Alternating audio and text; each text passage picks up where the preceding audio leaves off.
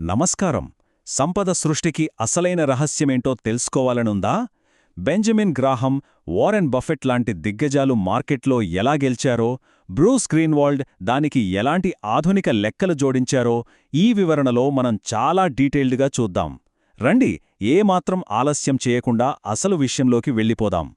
Stock market అనగానే చాలామందికి గుర్తొచ్చేది ఒక పెద్ద జూదశాల, అవునా? ఈరోజు కొనేద్దాం, రేపమ్మేద్దాం, రాత్రికి రాత్రే కోటీశ్వర్లైపోదాం, ఇలా ఆలోచించేవాళ్లని స్పెక్యులేటర్స్ లేదా ఊహాగానాలు చేసేవారు అంటారు. కాని ఒక ఇంటెలిజెంట్ ఇన్వెస్టర్ అంటే తెలివైన మదుపరి అలా ఎప్పుడూ ఆలోచించడు. వాళ్ల దృష్టి ఎప్పుడూ కూడా ఒక వ్యాపారం యొక్క నిజమైన విలువ మీద మాత్రమే ఉంటుంది. గుంపును అనుసరించడం కాదు, ఫ్యాక్ట్స్ని నమ్మాలి. అప్పుడే అసలైన సంపద సృష్టించగలం. వాల్యూ ఇన్వెస్టింగ్ పితామహుడు, స్వయానా వారెన్ బఫెట్కే గురువైన బెంజమిన్ గ్రాహం చెప్పిన ఒక గోల్డెన్ రూల్ ఇక్కడ మనం ఖచ్చితంగా గుర్తు చేసుకోవాలి. అదేంటంటే, పెట్టుబడి అనగానే మనకి ముందుగా లాభాలే గుర్తొస్తాయి కదా. కాని గ్రాహం ఉద్దేశంలో అసలు లక్ష్యం లాభాల వెంట పడటం కాదు, ముందు మన మూలధనాన్ని అంటే అసలును నష్టపోకుండా కాపాడుకోవడం. సింపుల్గా చెప్పాలంటే, డబ్బు పోగొట్టుకోకుండా జాగ్రత్త పడితే చాలు, లాభాలు వాటంతటవే వస్తాయి. ఇదే క్రమంలో ఆయన మిస్టర్ మార్కెట్ అనే ఒక అద్భుతమైన క్యారెక్టర్ని సృష్టించారు. జస్ట్ ఊహించుకోండి, ఈ మిస్టర్ మార్కెట్ అనేవాడు ఒక పిచ్చి బిజినెస్ పార్ట్నర్. ఎప్పుడూ ఒకేలా ఉండడు, మూడ్ స్వింగ్స్ ఎక్కువ. ఒక్కోసారి ఫుల్ హ్యాపీగా ఉండి అత్యుత్సాహంతో షేర్లను భారీ ధరకు అమ్ముతాను అంటాడు. ఇంకోసారి డల్ అయిపోయి భయంతో అతి తక్కువ ధరకే ఇచ్చేస్తాను అంటాడు. ఒక తెలివైన ఇన్వెస్టర్ చేయాల్సిందేంటంటే, ఈ మిస్టర్ మార్కెట్ మూడ్ స్వింగ్స్కి బానిస కావడం కాదు, ఆ ఎమోషన్స్ని తనకు అనుకూలంగా వాడుకోవడం. భలే ఉంది కదా ఈ కాన్సెప్ట్. సరే, దీన్ని మరింత క్లియర్గా అర్థం చేసుకోవడానికి ఒక చిన్న ఉదాహరణ చూద్దాం. మార్కెట్లో రెండు కంపెనీలున్నాయి, ఏబీసీ ఫిల్టర్స్ అలాగే ప్రో ప్రాఫిట్ ఎంటర్ప్రైజెస్. ఈ రెండింటి వాస్తవ నికర విలువ ఖచ్చితంగా 500 కోట్ల రూపాయలే. కానిక్కడ ట్విస్ట్ ఏంటంటే, ప్రో ప్రాఫిట్ వాల్యూ మార్కెట్లో 500 కోట్లుగానే ఉంటే, ఏబీసీ ఫిల్టర్స్ని మాత్రం మిస్టర్ మార్కెట్ జస్ట్ 250 కోట్లకే ఇస్తున్నాడు. అంటే సగానికి సగం డిస్కౌంట్ అనమాట. వాల్యూ ఇన్వెస్టర్ కన్నుపడేది ఇలాంటి వాటిమీదే. దీన్ని బట్టి మనకర్థమయ్యేదేంటి? షేరు ధర, దాని వాస్తవ విలువ, ఈ రెండూ ఎప్పుడూ ఒకటే కాదు. ఇక్కడే అసలు ప్రశ్న వస్తుంది.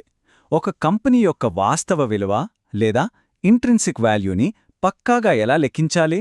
అది భవిష్యత్తు గురించి ఎలాంటి గుడ్డి ఊహాగానాలు చేయకుండా. సాధారణంగా వాడే డీసీఎఫ్ మోడల్స్లో ఫ్యూచర్ గ్రోత్ ఎంతుంటుందో మనమే గెస్ చేయాలి. అది ఒకరినుంచి మరొకరికి మారిపోతుంది కదా. మరి ఈ గెస్సింగ్ గేమ్స్ అన్ని పక్కన పెట్టి మ్యాథమెటికల్గా ఖచ్చితమైన విలువని ఎలా రాబట్టాలి? ఆ సమస్యకు పరిష్కారమే Columbia business school professor Bruce Greenwald చెప్పిన ఎర్నింగ్ పవర్ వాల్యూ లేదా సింపుల్గా ఈపీవీ. ఈ పద్ధతిలో ఉన్న గొప్పతనమేంటో తెలుసా? భవిష్యత్తులో కంపెనీ గ్రోత్ 0 అనేది ఫిక్స్ అవుతుంది. అవును, మీరు విన్నది కరెక్టే, గ్రోత్ 0. కేవలం ఆ కంపెనీస్ ఇప్పుడు స్థిరంగా సంపాదిస్తున్న లాభాల ఆధారంగానే వాల్యూ కడతారు. ఫ్యూచర్ ఎలా ఉంటుందో ఊహించడం అనే ప్రమాదకరమైన ఆటను ఇది పూర్తిగా పక్కన పెట్టేసి కేవలం వాస్తవ ఆర్థిక నివేదికల మీదే ఆధారపడుతుంది.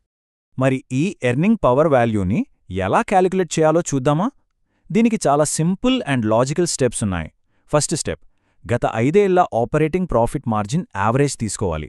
సెకండ్ స్టెప్, వ్యాపారాన్ని ఇప్పుడున్న స్టేజ్లో అలా రన్ చేయడానికయ్యే ఖర్చు అంటే మెయింటెనెన్స్ క్యాపెక్స్ ఎంతో లెక్కించాలి. ఇందులో ఫ్యూచర్ గ్రోత్ కోసం పెట్టే ఖర్చులు అస్సలు కలపకూడదు సుమా. ఇక ఫైనల్ స్టెప్, ఈ రకంగా వచ్చిన స్థూల ఈపీవీకి కంపెనీ దగ్గరున్న క్యాష్ని కలిపి అప్పుల్నుండి తీసేయాలి. అంతే, వచ్చేదే ఆ కంపెనీ అసలు సిసలైన earning power value. Okay, EPV లెక్కించేశాం. నెక్స్ట్ ఏంటి? వచ్చిన ఈ ఈపీవీని కంపెనీ యొక్క ఆస్తుల విలువతో అంటే అసెట్ వాల్యూతో పోల్చి చూడాలి. ఇక్కడ మనకు 3 సీన్లు ఎదురవుతాయి. ఫస్ట్, ఈపీవీ గనక అసెట్ వాల్యూ కంటే తక్కువ ఉందనుకోండి, ఆ ఇండస్ట్రీలో విపరీతమైన కాంపిటీషన్ ఉందనో లేదా మేనేజ్మెంట్ ఆస్తులను సరిగ్గా వాడట్లేదనో అర్థం. సెకండ్, ఈ రెండూ సమానంగా ఉంటే పరిస్థితులు నార్మల్గా ఉన్నాయని అర్థం. కాని థర్డ్ సీన్, ఇక్కడే ఉంది అసలైన మ్యాజిక్. ఒకవేళ ఈపీవీ అసెట్ వాల్యూ కంటే ఎక్కువగా ఉంటే అప్పుడేమవుతుంది? అలా ఈపీవీ అనేది అసెట్ వాల్యూ కంటే భారీగా ఉంటే దాన్ని బ్రూస్ గ్రీన్వాల్డ్ ఫ్రాంచైజీ వాల్యూ అంటారు. దీని అర్థమేంటంటే, ఆ కంపెనీకి మార్కెట్లో తిరుగులేని మొనోపొలీ లేదా ఒక ఎకనామిక్ మోట్ ఉందన్నమాట. అంటే వాళ్ళ బ్రాండ్ పవర్ వల్ల కానీ, పేటెంట్స్ వల్ల కానీ, లేదా కస్టమర్ల లాయల్టీ వల్ల కానీ పోటీదారుల కంటే చాలా అద్భుతంగా ఆస్తులను ఉపయోగించి లాభాలు పిండుతున్నారు అని అర్థం. వాల్యూ ఇన్వెస్టర్లు రాత్రింబవులు వెతికే ఆణిముత్యాలు లాంటి కంపెనీలు ఇవే. కాని కొంచెం ఆగండి. ఈ జర్నీలో కొన్ని డేంజరస్ ట్రాప్స్ కూడా ఉంటాయి. వాటి గురించి ఖచ్చితంగా తెలుసుకోవాలి. మొదటిది వెల్త్ డిస్ట్రాయర్స్. వీటికి గ్రోత్ ఉండదు, మార్కెట్లో ఎలాంటి స్పెషాలిటీ ఉండదు. వీటి జోలికి వెళితే మన డబ్బు గోవిందా. ఇక రెండోది ఇంకా డేంజర్. అవే వాల్యూ ట్రాప్స్. ఇవి అచ్చం ఎలుకల బోనులో పెట్టిన జున్నులొక్కల్లాంటివి. పైకి చూస్తే చాలా అద్భుతమైన కంపెనీలుగా తక్కువ ధరలో దొరుకుతున్నట్టు కనిపిస్తాయి. కానీ తీరా కొన్నాక చూస్తే అందులో ఎలాంటి గ్రోత్ ఉండదు. షేరు ధర అక్కడే ఉండిపోతుంది. మన టైం, డబ్బు రెండూ వేస్ట్. మరి ఇలాంటి ఇబ్బందుల్లో పడకుండా ఉండాలంటే వాల్యూ ఇన్వెస్టింగ్లో ఒక బ్రహ్మాస్త్రముంది. అదే మార్జిన్ ఆఫ్ సేఫ్టీ, అంటే భద్రతా వలయం. మనం ఒక కంపెనీ ఖచ్చితమైన విలువను లెక్కగట్టాక కూడా వెంటనే ఆ ధరకే కొనేకూడదు. దానికంటే చాలా తక్కువ ధరకు, అంటే భారీ డిస్కౌంట్లో దొరికినప్పుడు మాత్రమే కొనాలి. మనం లెక్కలు వేయడంలో ఏవైనా తప్పులు దొర్లినా లేదా మార్కెట్ సడన్గా క్రాష్ అయినా సరే మన పెట్టుబడికి ఏ ఢోకా లేకుండా రక్షించేది ఈ మార్జిన్ ఆఫ్ సేఫ్టీ మాత్రమే. దీన్ని బెంజమిన్ గ్రాహెం ఒక సూపర్ ఎగ్జాంపుల్తో చెప్తారు. ఒక వంతెన మీదుగా 10,000 టన్నుల బరువు వెళ్లాల్సి ఉందనుకోండి. ఇంజనీర్లేం చేస్తారు? కరెక్ట్గా 10,000 టన్నుల కెపాసిటీతోనే దాన్ని కడతారా? ఛాన్సే లేదు. వాళ్లు కనీసం 30,000 టన్నుల బరువును తట్టుకునేలా ఆ వంతెన నిర్మిస్తారు. ఆ ఎక్స్ట్రా 20,000 టన్నులే మన మార్జిన్ ఆఫ్ సేఫ్టీ. ఆర్థిక పెట్టుబడుల్లో కూడా మనం ఫాలో అవ్వాల్సిన బేసిక్ లాజిక్ ఇదే. లెక్కిచ్చిన ఈపీవీ కంటే సగానికి సగం తక్కువ ధరకు దొరికితేనే తీసుకోవాలి. అప్పుడే మన డబ్బు సేఫ్. సో ఇదంతా చూశాక ఫైనల్గా మనకర్థమయ్యేదేంటి? దీర్ఘకాలంలో సంపదను సృష్టించడానికి 4 ముఖ్యమైన పిల్లర్సున్నాయి. 1. గుంపును అనుసరించకుండా ఒక తెలివైన మదుపరిలా ఆలోచించడం. 2. ఆ మిస్టర్ మార్కెటేసే పిచ్చి వేషాలను, హెచ్చుతగ్గులను అస్సలు పట్టించుకోకపోవడం.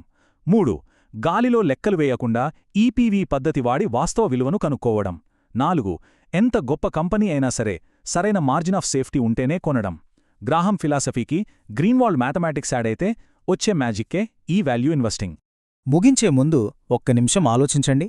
మనం తీసుకునే ఇన్వెస్ట్మెంట్ డెసిషన్స్ ఇలాంటి పటిష్టమైన భద్రతా వలయమనే పునాది మీదున్నాయా, లేక ఆ వంతెన ఎలాగో కూలగుండా ఉంటుందనే ఒక రిస్కీ గెస్తో మనం బండి నడిపిస్తున్నామా? వాల్యూ ఇన్వెస్టింగ్ సూత్రాల ఆధారంగా తీసుకునే ప్రతి నిర్ణయమే రేపటి మన సంపదకు నిజమైన గ్యారంటీ. ఈ ఇన్వెస్టింగ్ ప్రయాణం మీ ఆలోచనా విధానానికి ఎంతో కొంత కొత్త కోణాన్ని చూపించిందని ఆశిస్తున్నాను.